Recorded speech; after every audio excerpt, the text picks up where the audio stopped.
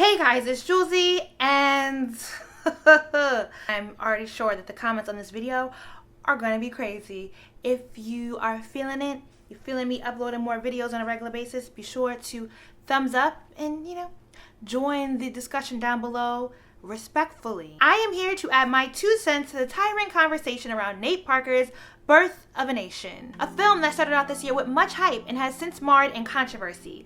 I have already done a video on my opinion of Nate Parker and the Penn State rape case that he was tried for, along with his Birth of a Nation co-writer John Celestine. I don't remember if I stated whether or not I would see the film, but since this conversation has become so polarizing with scathing criticisms of historical inaccuracy and then people I know and respect saying that the film was a much watch, I decided to check it out. Also, it's becoming increasingly difficult to counter some of the anti-black woman rhetoric without being able to speak directly to the context of the film. Basically, those circular arguments where people are like, but no, that's not really in there. But you're like, but I'm sure, but look, I just needed to see it for myself. So this week, I saw Birth of a Nation, Nate Parker's rendition of the 1831 slave rebellion led by Nat Turner.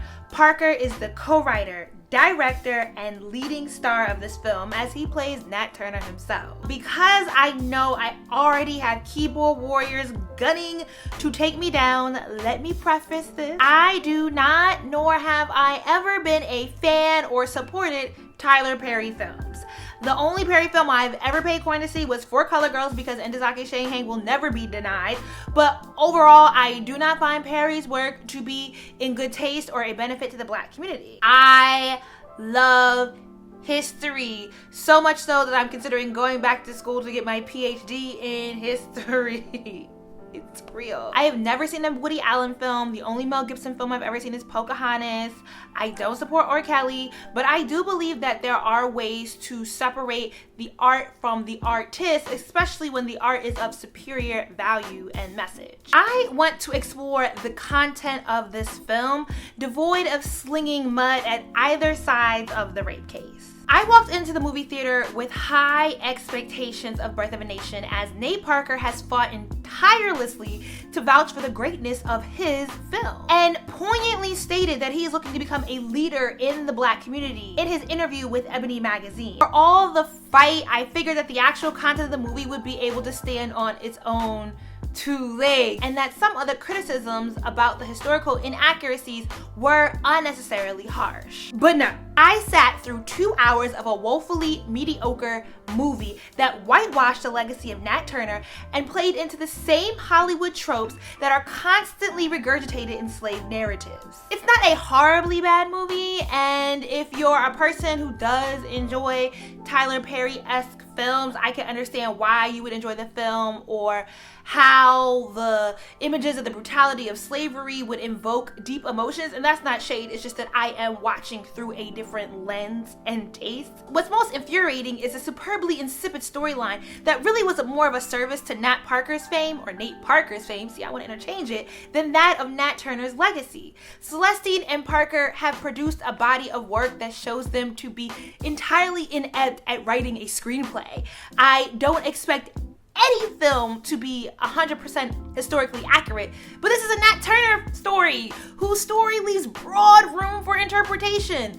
The recounting of Turner's 1831 slave rebellion lends itself to a broad spectrum of creative license, with the official documentation being via the attorney Thomas Gray, who claims to have honestly transcribed Turner's exact words, detailing the engineering of the rebellion while Turner was waiting for his own certain execution in a jail in Virginia in 1831. So we're believing that a white man who was attorney in the slaveholding state of Virginia, where its largest business at the time wasn't even cotton, but tobacco and the exporting and selling of slaves, published a book with the utmost integrity and consideration towards the narrative of Turner's words after he managed to successfully slaughter close to 60 white slave owners and their families.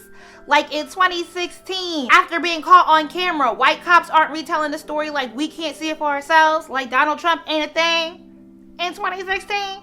So what's happened in 1831? My point is that Turner's story left a ton of room for Parker to really dig into his interpretation of what it meant for Nat Turner to convene slaves in an era where there was an entire ecosystem to keep them enslaved and repressed. This ecosystem was so successful that it could not be defeated for at least another 30 years, and only by cause of the Civil War. That really only dismantled the surface of the system. Hello, 13th Amendment. Birth of a Nation cast Turner as a slave with a kind enough master in Sam Turner and his family.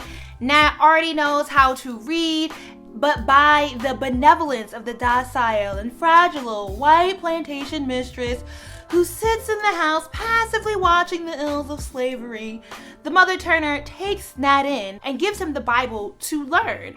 This casts a fragile white woman as the vehicle for Turner's intelligence over all other slaves. The generously gentle touch with the characterization of the white folks does not stop there. Sam Turner is portrayed as a reluctant slave owner who drinks through his grievances and is forced to participate in the more grotesque aspects of slavery due to his financial deprivation. He's only evil because he's broke. Child, I guess. I did think it was interesting how they showed Nat traveling to different plantations, hired to use the Bible to reinforce the subjugation of the slaves to their master. And, you know, Christianity was brought to the African slaves to keep them in line for their oppression. But with the wobbly storyline, that whole discussion was walked away with like 2 lines when Parker uttered half a Bible scripture over a campfire, telling some slave men that they would rebel. And that was a summation of the planning of the rebellion. Birth of a Nation spent over an hour showing us the dehumanizing brutalization of black bodies shackled into slavery. Why is it suggested that Turner ever had to leave his plantation to see how bad slavery is? Like the Turner plantation was some sort of respite. We go through all this gore with the slaves, and then they are entirely stripped of their intelligence. Instead, we are entreated to a love story between Turner and Cherry. For the sake of Hollywood, I guess. There was not one black woman character that had any opinion or intelligence of her own volition. And then we have the rape of Turner's wife and another slave's wife lead to Turner telling that slave, Hark, to gather the most trustworthy men to meet him the day after next down by the river. Like it ain't 1831. And so it's that simple for slaves to gather out of the earshot of their overseer? And then over this fire, we have a young thug appear from one of the most brutal plantations. And Hark attempts to shoo said young thug away. But no, Turner, who was planning a rebellion in 1831 against white slave masters, in 1831, ushers a young thug to stay.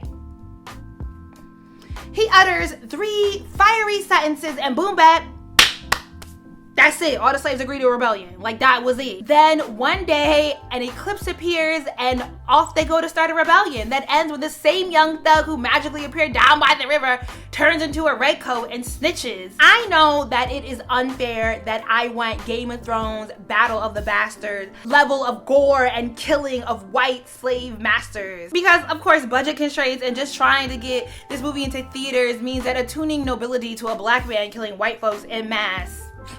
Only in my dreams. But damn, we spent a whole hour seeing the bestial treatment of black folks, and I couldn't get 5 minutes of some real gore against the white folk? That's what you're trying to tell me. Or at least the illusion that is closer to the actual number of white folks killed in the 1831 rebellion.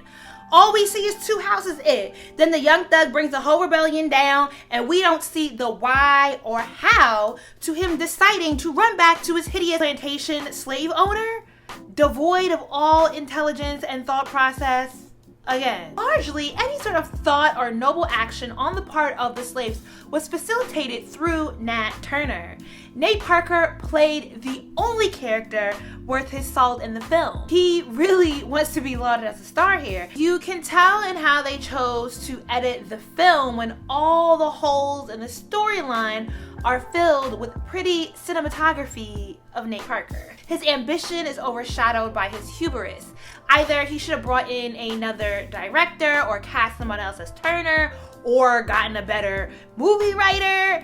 That's not due to budget constraints, especially when you consider all the black directors, writers, and actors who have a hard time getting put on in the first place. In essence, it probably cost him more money in the long run to fill all 3 of those roles because it slowed him down. I do believe that in 2016, we should not simply be grateful just to see our stories being told. This is the same belief that supports Tyler Perry films, and I do not see how this is opening the door for our stories to be told with grace, respect, and intelligence. That is a standard that we have to set and hold others accountable for. Compare the works of Ava DuVernay and Selma, where not only we get an insightful portrayal of an era of imperfect leaders, but she heralds along a bevy of Black writers, producers, showrunners, and actors who are often overlooked in Hollywood. You just don't open the door for yourself, you have to pull others in. And look at the documentary 13th that not only riles up a bevy of overwhelming emotions, but is inciting some real conversations and teaching you about this system that passed on from slavery and through the 13th Amendment to keep Black folks down. We're not even talking so much just about Ava. We are actually talking about the content of the film and how it applies to our everyday life. I haven't seen anything on Birth of a Nation past, oh, I bought 2 tickets, I'm a support, I'm just happy that they wasn't a docile slave, come from the discussion on the actual content. Truly, because Birth of a Nation is really more about Nate Parker than it is about Nat Turner. Where Parker could have just done a much more successful movie about the fictional story of a slave rebellion that was alluding to the inspiration being pulled from the story of Nat Turner or Denmark, BC, or the like, I am entirely disheartened that Turner's radical legacy was whitewashed down to a film that white folks can comfortably watch, gleaning no insight into the mind of Nat Turner. More specifically, the white family of Sam Turner can watch this comfortably and think they did nothing wrong. Again, there are no discussions around Nat Turner or what it meant for a rebellion to happen at that height in 1831. This could have been a mind-blowing movie that really hit you in the gut and left a mark on your mind. Instead, we got a mediocre sleeper that caught the benefit of the Oscars So White campaign. It's easy to do a slave movie that invokes anger in Black folks. It's much harder to make us and white folks see the intelligent determination of the slave, the vastness of the slave ecosystem that all whites played into, the parallels that exist in today's society, and how we might learn from our past to inspire us to be better in our future. Birth of a Nation